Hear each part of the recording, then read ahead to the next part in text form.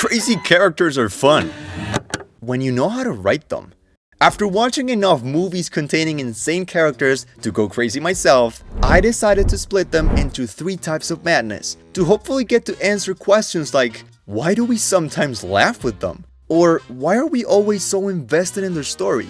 And most importantly, how do directors use them to tell some of the most interesting, iconic, and fun stories in the history of cinema? Have you seen this man? To begin, allow me to introduce you to my little friend.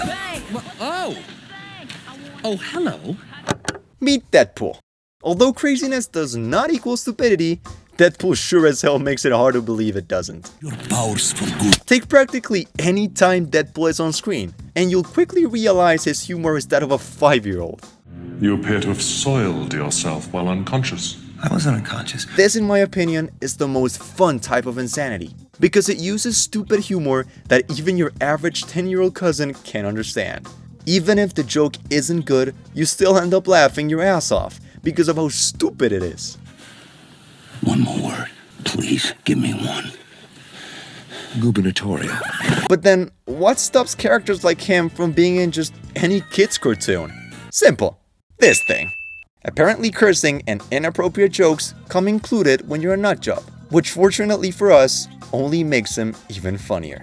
I talk now. That's gonna be very hard on the audience. Allowing him and other similar characters to say whatever the hell comes first to mind gives them a sense of freedom that no other type of character has. Listen! I'm getting this weird feeling that you're angry. However, this isn't the only way to show the freedom these characters possess, which is why a second factor that defines this type of craziness is creativity. They know all the slang terms. They have a list. Even snowboarding? Even disco dust. White girl interrupter? Even forest bumps. Do you want to build a snowman? Yes! But I can't. What the f? Characters like Deadpool, Plastic Man, this duo, or The Mask wouldn't be half as funny as they are if they didn't have a master Lego builder level of creativity, which can go from naming around 80 people in less than 2 minutes to coming up with whatever this is. This finger-licking, dead-inside pixie slab of third-rate dime store nut milk. The creativity of these characters often exceeds their thinking capacity, which is how they usually avoid simply being classified as dumb. I'm just looking for behind the trash can. It's a normal thing to do. The hell it is! Take Drax or Nanawa, for example. A couple of characters whose combined IQ can't be higher than 6. Nerd. But who you would have a hard time classifying as insane. Because although they have their issues, they don't really have an exceptional creativity that balances out their inability to understand metaphors. His people are completely literal. Metaphors are gonna go over his head. Nothing goes over my head. Directors love these kinds of crazy characters, as they're usually the comedic relief in projects, bringing contrast to an otherwise grounded cast of characters that has no business referencing The Minions? So, we're now aware of a type of insanity based purely on stupidity and creativity. But what happens when you take a crazy character and you just make him a tad bit smarter? Meet the Riddler. He has one of the most interesting types of madness there is, and it's all thanks to his big brain. Instead of saying maximum effort before every battle and hoping for the best, the Riddler meticulously thinks about every little detail of his plan. But then, how is this different from any other smart supervillain? You see, it's not about what he does, but rather how and why he does it. Picture this. What if Two-Face didn't decide people's fate on a coin flip? Or what if Riddler just sent everything by email instead of thumb drives? It wouldn't be so fun, would it? It might sound crazy, no pun intended, but the more deranged and sick the character and his methods are, the more interesting it becomes. The fact that the Riddler isn't afraid to bonk people to death, cut their fingers, and blow, or how Two-Face gambles the life of people on a coin flip just proves how, despite having an evil plan, what truly makes them scary and exciting isn't the end goal, but the awful things they do to get there in the first place. But then, what about why they do it? Now picture this. What if Dr. Octopus never became insane in his quest for making Earth cosplay as Tatooine?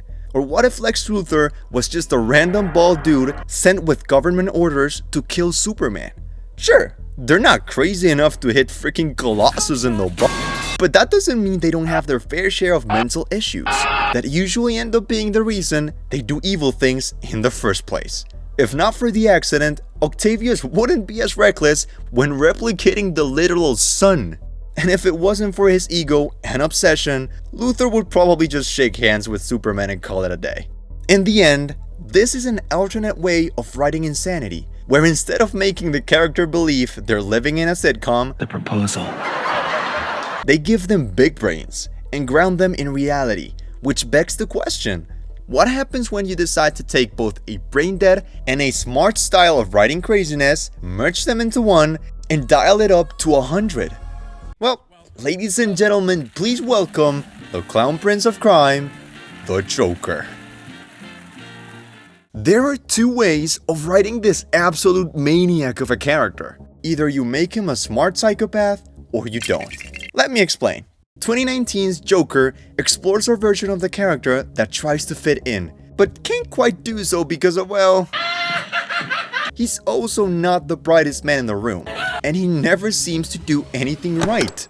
But that's a good thing, because it makes him relatable. Take for example, the Lego Batman movie's Joker. Hear me out now. Oh, he's crazy alright, but that's not what his story is about. Just like with Joaquin Phoenix's Joker, and if you really stretch it, the nameless guy from Fight Club, their insanity doesn't exclusively come from what they do, but rather how they feel, and how the director manages to show that to us, which completely deviates from a character like whatever this thing is, who's a lunatic just because. Now, what happens when instead of the Joker being written to feel, he's written to do, while simultaneously making him one of the smartest characters in the film? That is when your character goes from being great to being iconic. Just like this button right here. Yeah, you know what it does. Please subscribe, thanks. See, I'm not a monster. I'm just ahead of the curve.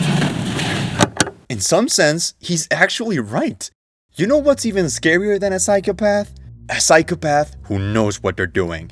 And characters like Patrick Bateman, the Green Goblin, and the Christopher Nolan's Joker are perfect examples of this. Let's first look at this scene from The Dark Knight.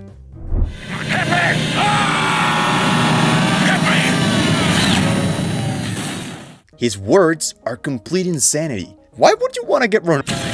What's really important is the point he's cleverly trying to prove.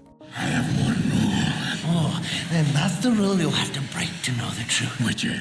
Even if Batman could, he wouldn't take a life, no matter how close he can get sometimes. A character like Green Goblin, who makes Spider-Man choose between saving a loved one or many random people, is only possible with a character smart enough to think about it and insane enough to do it. Or look at Patrick Bateman, who's gotten away with countless murders simply because he plans every step before he even takes it. Wait. By this point you might be wondering, if they're so smart, then how are they different from the Riddlers and the Doc Ocks of the world? Well, it's all about Presentation! the cherry on top that takes this type of madness to the next level is how sick and demented these guys look. If you saw Lex Luthor acting mad against Superman, you wouldn't immediately think he's a maniac. But what if I showed you this small shot from Joker? Oh, he's got a problem, alright. Or this scene from Spider-Man. What do you want? To say what you won't, to do what you can't, to remove those in your way. Or the surprisingly eerie... Oh wait, wrong one. Or Patrick Bateman's surprisingly eerie morning routine. These are the most iconic definitions of insanity. They can also rely on weird noises, blood, axes, or clown costumes to take the experience even further. That combined with an either brain-dead way of going about life or a meticulously planned scheme to send a message, make for what is probably the scariest and craziest type of insanity we have ever seen on the big screen. Wait, now that I think about it, maybe Riddler could be here too. So, even if you enjoy the crazy stupidness of Deadpool, or how villains use their big sick brain to do evil, or the over-the-top insanity of a Joker type character, you have to agree that when insanity is written the fun way, it can lead to some crazy results. What, him? Oh yeah, he literally has all 3 of them. Ever wonder why you like James Gunn movies so much? Click here to find out. And as always, thanks for watching.